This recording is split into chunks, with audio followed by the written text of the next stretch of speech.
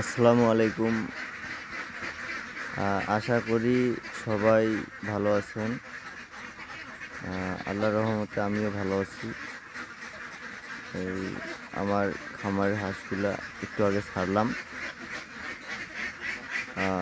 আল্লাহর রহমতে ভালো আছে, সুস্থ আছে এখন। মাঝতে ভাইরাসে আক্রান্ত হয়েছিল, আল্লাহর রহমতে এখন সুস্থ আছে এবং মেডিসিন দিতেছি, মেডিসিন খাইতেছি এখনও। এগুলো হচ্ছে খাকি ক্যাম্বেল হাঁস, ডিমের রাজা যাকে বলা হয়।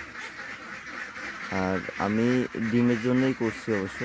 আপনারা সবাই দোয়া করবেন যেন হাঁসগুলো সবসময় সুস্থ থাকে এবং ডিমের ভালো একটা পার্সেন্টেজ আসে। আপনারা সবাই দোয়া করবেন। হাঁসের খামারে করতে পারলে আল্লাহর রহমতে অনেক লাভ, অনেক লাভ। কিন্তু কোনো প্রকার ভাইরাসে আক্রান্ত যদি না হয় তাহলে যথেষ্ট লাভ আছে। আর আপনারা যদি করতে চান করতে পারেন, বাট একটু অভিজ্ঞতা লাগবে। অভিজ্ঞতা থাকলেই হাঁসের খামার করা যায়।